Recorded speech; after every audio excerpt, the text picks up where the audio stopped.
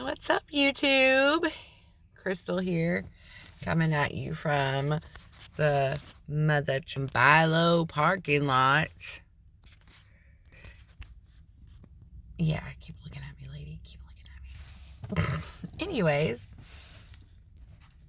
I figured, well, we started a YouTube channel about homelessness, so maybe you should know, like, how we became homeless and why. We're not on drugs, we're not prostitutes, and we have jobs. Imagine that, America. Judgmental mother truckers. Anyways, trying my best not to cuss so YouTube doesn't take my stuff down, but it's hard. Anyways, so I got evicted.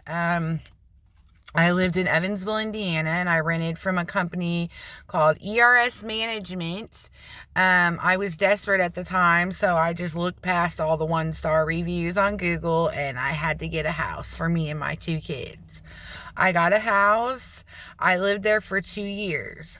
All of a sudden, the lease began in February. All of a sudden, in September, ERS Management contacted me via email and told me that I owed $800 in late fees and that it needed to be paid with my rent that was about to be due in a couple of days, or I would be evicted. And I was like, wait a minute, I have never even heard of all these fees that I owe. What are you talking about? And they said that they didn't get my lease that I turned in, my second year's lease that I signed to stay there a second year. I turned it in. My rent was $635 a month, which is about average for a 2-bedroom in Indiana, Illinois, Midwest area.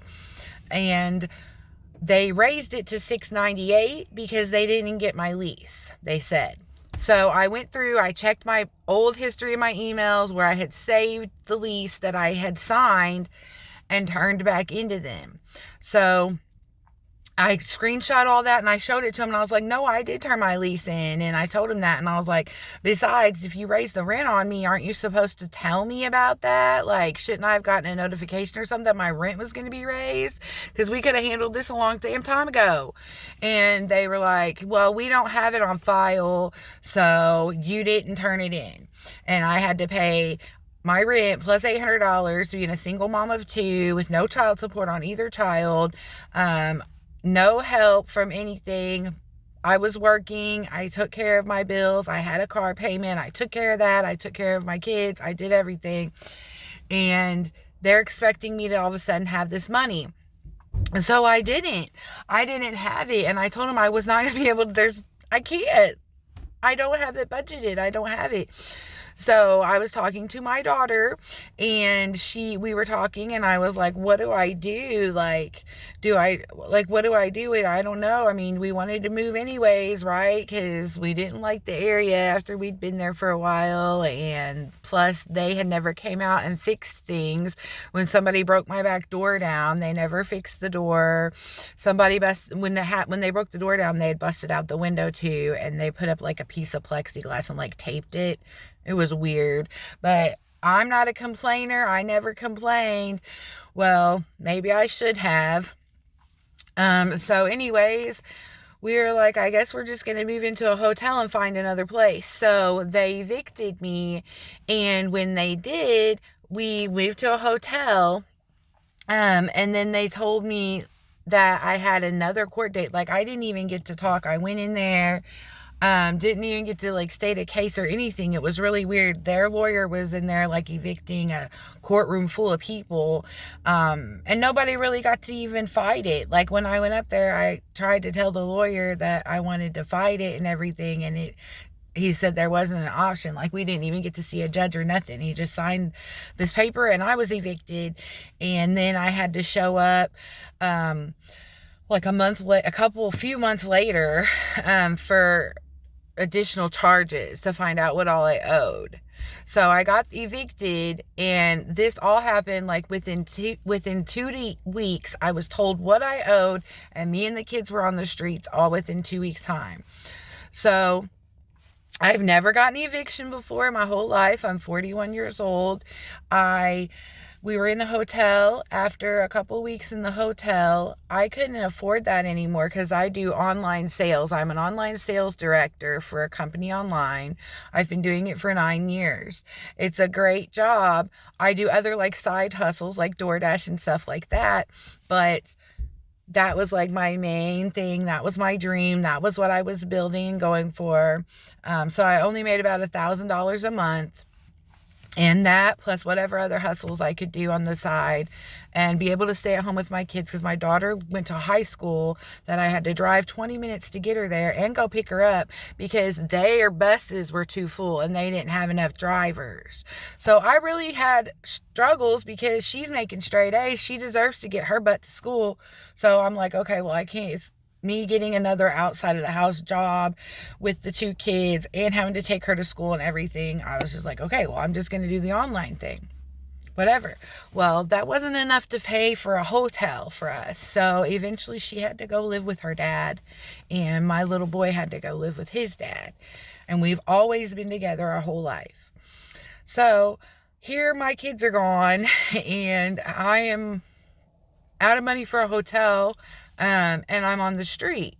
So what do? You go to your family. Well, me and my mother didn't get along very well. So we can't really stay around each other more than maybe a night a week at the most. So I had other family, but they like other family that I have way down in Louisiana would have helped me, but that I can't do that and leave my kids up here. Well, because I applied for over 200 applications across 3 states, Illinois, Indiana, and Missouri. 200 applications, over $1,000 in application fees, and I gave up and just decided to live in my car, and I didn't know what I was going to do. How will I ever get my kids back living in my car? And then, like I said, like a lot of my friends, because I became homeless and, you know, I'm homeless. So, and living in my car, people automatically started judging me and started yelling at me, that I was trash and to get a job and you're a fucking drug addict and you must be a prostitute because you're homeless and you're on the street. Well, whenever it was time to go to court to fight these charges from this ERS management, I had trusted a guy, and I was trying to help him because he was homeless too, and so we were living in my car. Well, we got in a first argument, and he took my car and stole my vehicle and just left me with nothing on the street. My eyeglasses were even in the car. And he took it and he just took off and I had court the next day. So needless to say, this court case that I had been preparing for, I missed court because my car got stolen. So now I missed court and I had nowhere to go because all of my friends thought that I was just a drug addict on the street. I mean, I'm not a drug addict.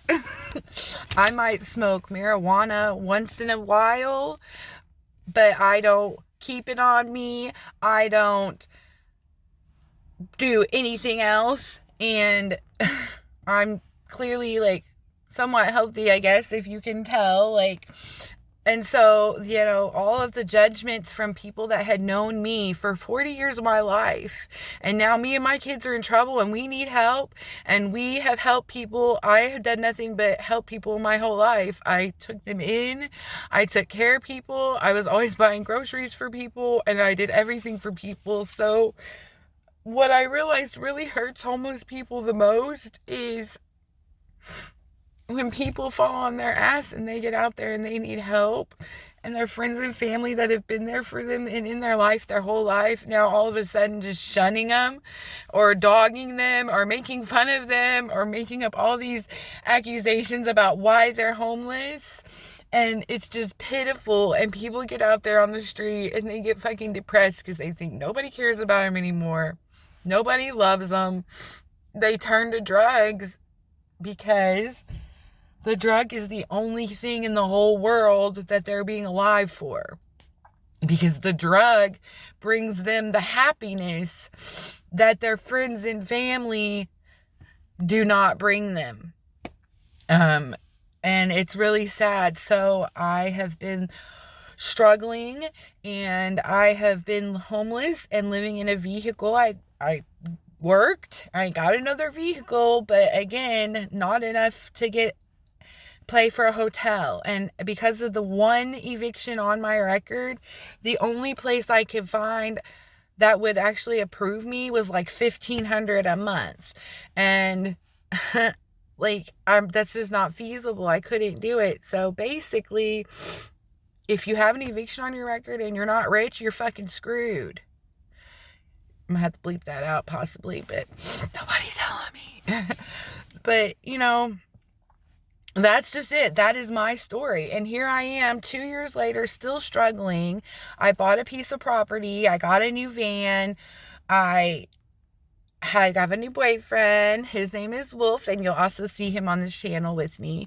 But really, he has a story too, and he's not a bad person either. But the whole fucking world wants to treat us like we're some drug addict prostitutes because we're struggling. I'm 41, and I started struggling at the end of 39 for the first time in my life.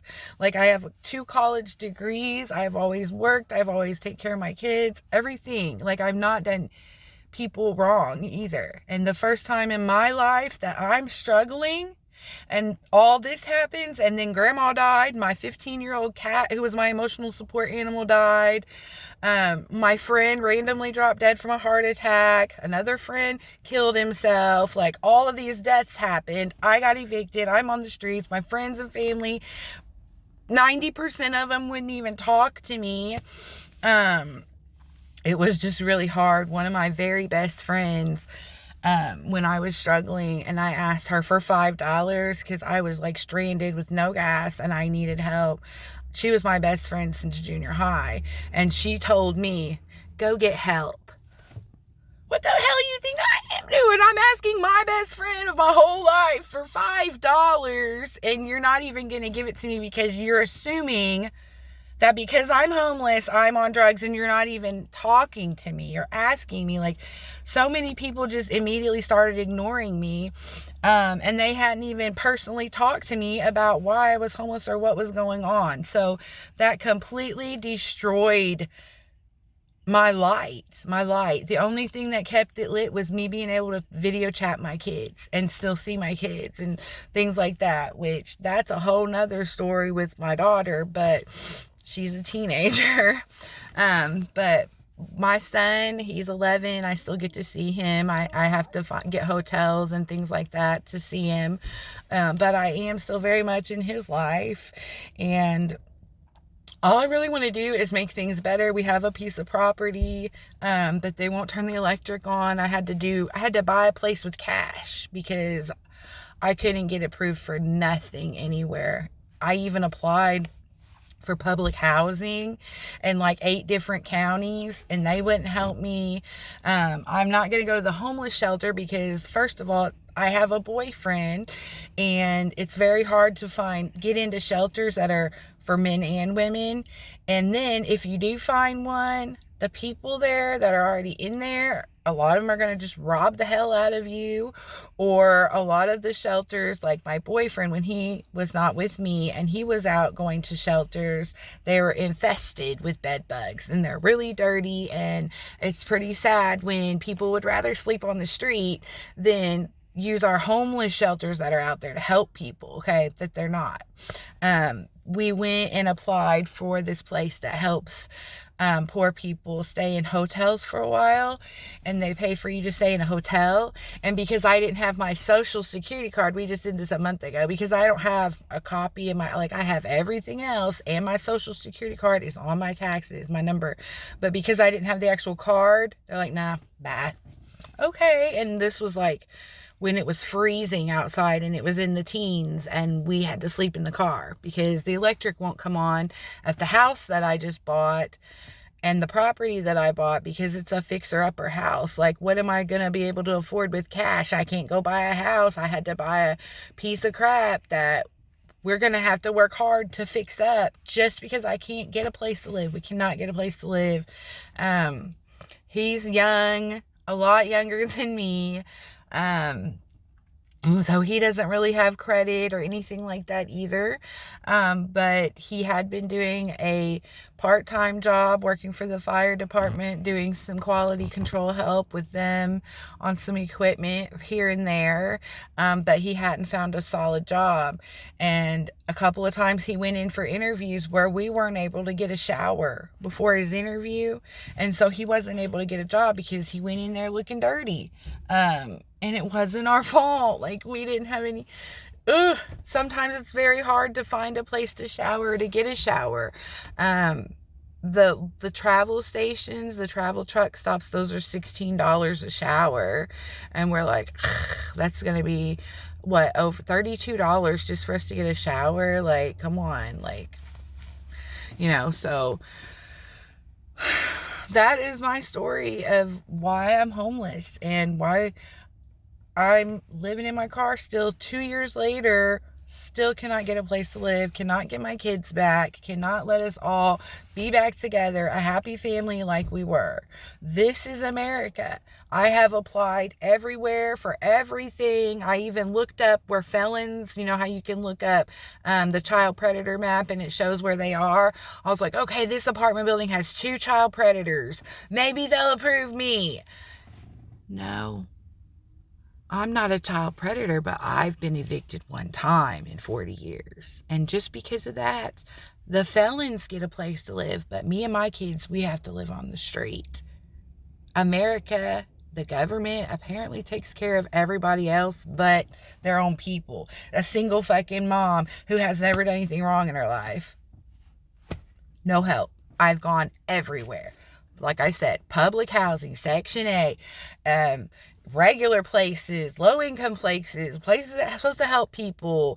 I've been to 3 different office buildings that talk about how we keep the homeless off the streets and we help the homeless. No, you don't. You have stipulations, qualifications, this, that. You don't have a social security card? Bye. What the heck? Like, homeless people really have an easy time keeping all of our paperwork together, let alone our mind.